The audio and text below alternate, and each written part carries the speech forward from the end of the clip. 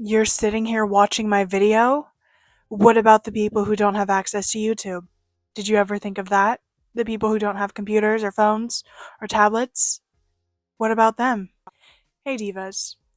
Today I don't have one specific person to talk about, but rather a specific topic, a very annoying phenomenon that's been going on the internet for a long time, a certain type of behavior that is particularly aggravating, now most commonly known as whataboutism. This type of behavior isn't necessarily new, but it's definitely been heightened in recent years thanks to the internet and thanks to TikTok. It's essentially just people who have this great need to make every single situation either A, about themselves, or B, like some social issue that's further away from them or bigger than them. They like to make every single topic into a problem with this strange need for social justice that really just comes across as being irritating, as keyboard warriors are coming to the aid of people who don't even know that they exist. I actually didn't know this prior to making this video. Apparently whataboutism even has Irish roots that go back to the 1970s, where Lexicographer. Ben Zimmer brought up the term whataboutery, which in this scenario was being used to criticize people who defended the IRA, pointing out British misdeeds. And obviously the act of people behaving this way has gone back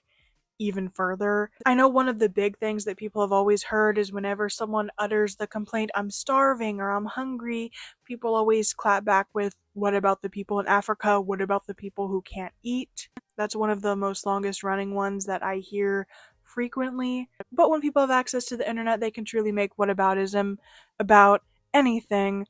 And so today we're going to take a little deep dive into whataboutism, the different stems of whataboutism, and just why it is so aggravating and unnecessary. One branch on the whataboutism tree is what is known as the bean soup theory, which is essentially referring to the idea that people will make anything about themselves and make any situation to benefit themselves. This term originated from a TikTok video where a woman was making bean soup, and people who didn't like beans kept questioning her in the comments about how they could still make this soup if they didn't like beans or kale or any of the ingredients mentioned in the video. The original video came from a woman named Kara who was just making a high iron soup for girlies on their period, and that was literally it. That was literally it. That was the whole video. She was just making some high iron bean soup. No controversial takes, no big opinions. The video was literally just soup. This is the recipe for the high iron soup you need to eat on your period. So basically I just soaked these beans overnight, drained them and rinsed them. Now I'm adding 8 cups of water and a chopped up onion. You're going to bring this to a boil, and then once it's boiling, cover this and simmer on low for 90 minutes. Stir it periodically so it doesn't stick to the bottom, and then this is when I like to prep my kale. I try to shove as much kale in there as possible, rip it up in little pieces. This is where a lot of that plant iron is going to come from. So after the timer's up, add your kale, a can of diced tomatoes, garlic powder, chili powder, some smoked paprika. This came with like a vegan ham packet, so I added that in as well, and the juice of 1 lemon. Stir that up, cover it, and simmer it again for 30 minutes, and then it's all done. This is what it's going to look like. It is so good. I like to serve it with some basmati rice, and I eat this the entire week of my period to get all that good plant iron in. It is amazing. And somehow people still made a problem with it. It's hard to find the original comment now since this was several years ago and it became such a big thing, but what really started this off was somebody asking Kara what if they could substitute the beans for anything else. And this enraged a lot of people. Kara posted a response video, and honestly, she was super nice about the whole situation, nicer than a lot of people would have been, and she actually offered solutions to the best of her ability. Okay, so I got a lot of comments like this on my high iron bean and kale soup recipe, so I wanted to answer a few of those. Other than that, a lot of people were saying, what if they don't like beans? What if they don't like kale? If you don't like kale, you could do spinach, collard greens, any really dark leafy green, turnip greens, whatever.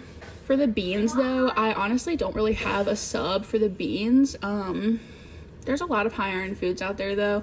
I had a few people comment and say if you don't like any of that, you could make like a broccoli cheddar soup. Broccoli has good iron in it. Red meat has iron in it, and all that. And if you want to get the maximum amount of iron out of that meal, I recommend pairing it with some vitamin C. So you could squeeze some extra lemon juice in it. You could eat an orange with it. Anything like that is just going to help with the absorption of the iron. Even Kara herself, though, still admitted like there's really nothing else you can do other than maybe perhaps make a different kind of soup.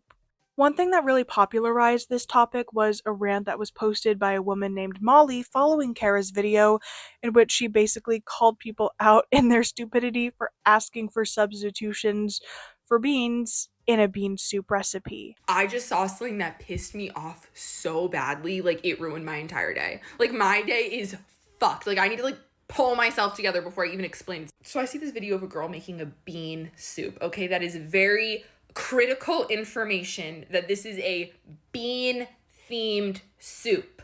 All right? She used like 15 different fucking beans. It's a bean soup. She's putting other stuff in there, you know, even though beans are still the star of the show here. She's putting in other shit. She's got like kale, onion, you know. Then I see she made a follow-up video because no fucking shocker here. She had the whole idiot brigade up in her comments asking her nonsense questions as if it's like their first fucking day on earth. I'm not Gordon Ramsay either, but have you guys ever been in a grocery store? I'm being like so serious. You don't like kale? They got the chard right next to it. Like that's how they're set up. She's better than me. She's giving like nice, calm answers to all these people's questions, like genuinely trying to help them. And then she says it, the fucking straw that broke the camel's back. I knew that she was gonna say it, but it was just hearing it flipped a switch in my brain and just unleashed this wave of darkness that can only honestly really be described as like what I imagine the Joker went through. She goes, and for the people who ask me what to use if you don't like beans, no, I don't think so. No, I don't think we're gonna do that right now. No, what the fuck do you mean? It's a bean soup. If you don't like beans, go crack open a can of fucking chicken noodle, bitch. And stop pissing me off. Like, I'm so, like, what do you mean? Don't make beans. Who's putting a gun to your head to make this fucking soup tonight? Jesus Christ. Like, I don't understand. It's a bean, like, I'm so mad. I know this is so, like, an irrational level of anger. Like, that's actually making me more mad that I'm this angry over it. But it's like, it's a bean soup. What? I'm not the leader of the bean fan club fucking either. Like but I'm not making bean soup for dinner. You know what I'm saying? Like, when you see a bitch making a peanut butter sandwich, do you think like, what if I don't like peanut butter? It's called make any other goddamn sandwich that exists. What do you like? I just like can't. And I know like it's like right now I'm losing the I don't give a fuck war so badly. I don't even care. Like it's just. Is it a joke that I'm missing? Like, please say psych. Please say psych. Someone say psych now, please. Kara has liked or lightly responded to some comments that people have left about this, but for the most part has been relatively unproblematic and hasn't really said anything too much regarding this. However, this video and Molly's subsequent rant about this video did kind of spark the term the bean soup theory, which is so infuriating. Like, genuinely, not everything has to be about you, and that's okay. You can simply just move on. There's not a solution that fits every single person. Some things just aren't for some people, and I think that people need to realize that. I think a lot of this is this like desperate need to be included, but it's okay. You can sit this one out. It's soup. And that kind of extends to a different branch of this tree, which is the social justice side of whataboutism, where people twist situations to focus on issues they probably do nothing to actually help about but pretend to deeply care about online. Issues that are real issues but aren't really relevant to the situation at hand or can't really be solved with the snap of a fingers, so pointing it out in these minor situations is relatively useless. One video I found about this situation was posted with an account called Stephanie123, and she posted a video with the caption, "Cashier at CVS said you're so tall," and I said, "Yeah, lol, it's hard to find pants that are long enough," and she responded, "What about people who don't have legs?" What about them? What about them? This just shows how deep and like specific these whataboutism issues go, a simple comment turned into a huge social issue or turned into a whole uncomfortable thing. Obviously, people were kind of poking fun at this in the comments. One saying the people without legs probably can find pants that are long enough. I don't think that would even be an issue for them. What's she on about? And another said, dismissing someone's problems because someone has it worse just means two problems are now ignored, since we know they aren't doing anything to help the people who have it worse. Which couldn't be more true. Like, what are you doing for the people who don't have legs? I don't see you trying to sell things at your little CVS to advocate for the people who don't have legs, donating to fund people's prosthetics, perhaps. What are you actually doing for the legless? And it's also so true, like, what are your words gonna do for them? It can't grow them a new leg. Which just goes to show people will call out issues while being incapable of doing anything to solve those issues or actively not doing anything to solve those issues. Some people took to making jokes, like this commenter who said, right? How easy do they have it? As I walk out the door. I love when people get called out for like saying ridiculous things. Of course, when I'm actually looking for specific examples, it's hard to find because I can't just search up like people saying these things, rather just people talking about them. But another one that I see largely everywhere is, someone making the comment, I'm tired, and then someone hitting them with, tired? You don't know what tired is. You haven't worked as much as I have. You're not a parent like I am. You don't do what I do. You're not as old as I am.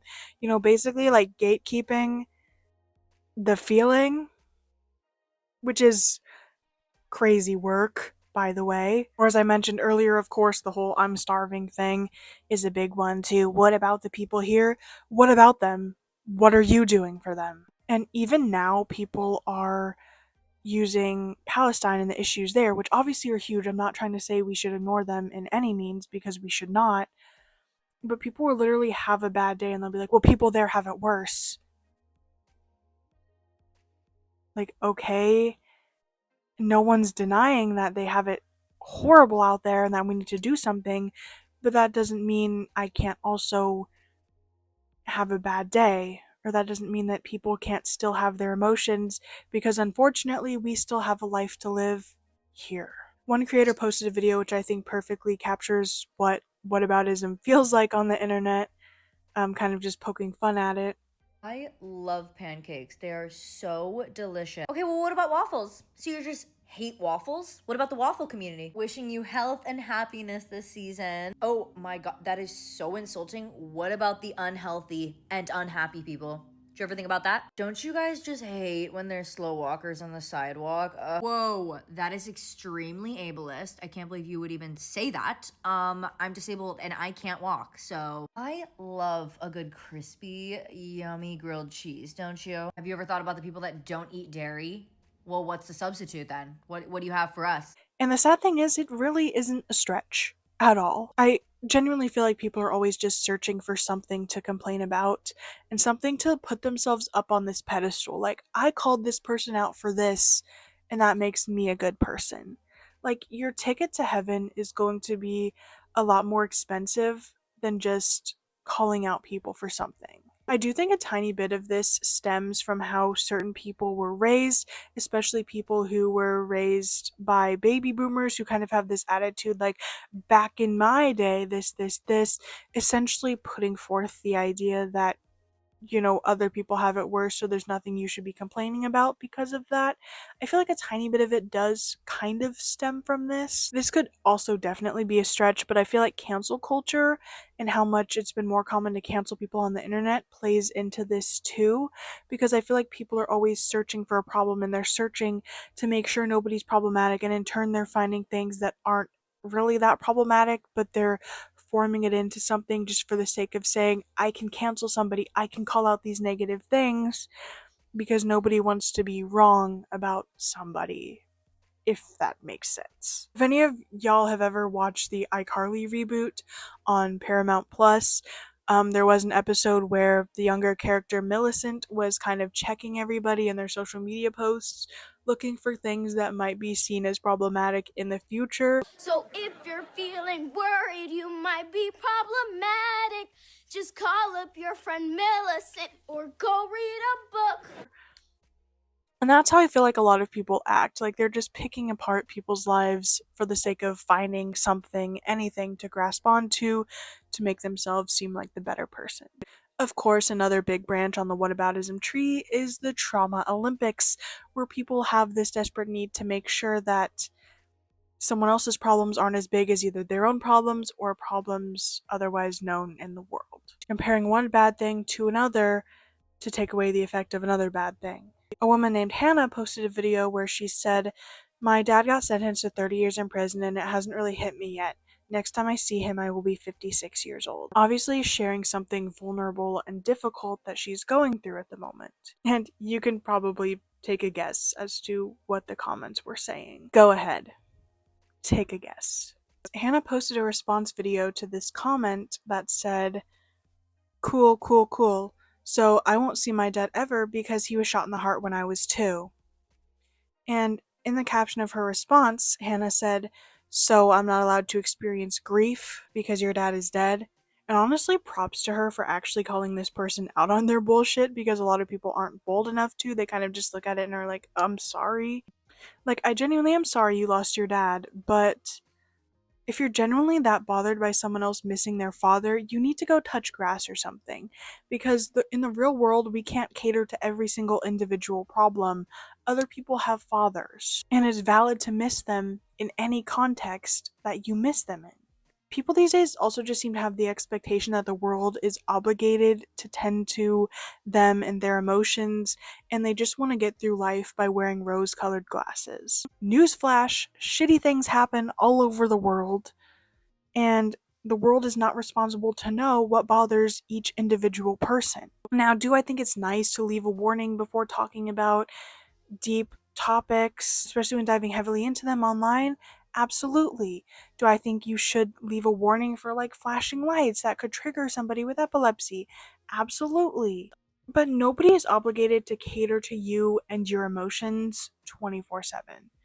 I remember back in 2020, trigger warnings were incredibly intense and big in every video, and there was a huge group of people who would just call out people for not having enough trigger warnings or not having trigger warnings about specific issues. When I say there were trigger warnings for any and everything you could possibly think of. Some things were more normal, like flashing lights, fake blood, um deeper topics like mentions of death or assault, things like that. But then it would also dive into very specific trigger warnings for like certain hand gestures cosplayers were using, for eating in videos, for certain audios. Anytime anyone used a Melanie Martinez audio, they did trigger warning, Melanie audio. And it got to the point where the whole first part of a video was just warnings. Mind you, for like a 15-second video. And this is me not trying to discredit trigger warnings. Obviously, if you feel like your content needs one, by all means, give one. And obviously, there are certain things that I think do need one. But I also do think a lot of people took it too far and just had this expectation of any and everything needs a warning. I remember one time I was even watching this live stream of a girl who was eating while she was doing the live, and the caption or whatever when you click on the video said trigger warning, I'm eating, and she was still called out for not giving a trigger warning. Someone was like, "Where's the trigger warning for the fact that you're eating?" And she's like, there's a trigger warning. Like, you're calling people out for things they literally gave a warning for. And I agree to some extent. Obviously, like I said, certain situations do call for one, and obviously if you feel like you need to leave one, leave one. And no, to me it's not about the aesthetics of it. It's just a little unnecessary, the way people took it. I notice now there's not trigger warnings on every type of content to exist, and somehow everybody is still, for the most part, fine online. In my opinion, you shouldn't need trigger warnings for things that are common to come across in day-to-day life, things that you would experience if you stepped out of your house. I mean this as respectfully as possible. People need exposure to the real world, and they need to learn that life doesn't revolve around them. It sucks when you lose someone. It sucks when something terrible happens to you. And of course, some accommodations make sense and are absolutely okay, but the world is still going on, and not everything can stop because of you and how you feel. When you're walking down the street, people aren't going to have a big sign that says, I'm eating, or they're not going to make an announcement, warning, I'm going to make a joke about this topic. And obviously, some of it is situational awareness, like know who you're with and where you are before you say or do certain things. But, like, life doesn't come with big trigger warnings above people's heads. I also think it's physically impossible to just guess everyone's personal triggers. For example, I've heard some stories of people getting injured with their Stanleys, like the straw, if they're carrying it a certain way, will, you know, impale them.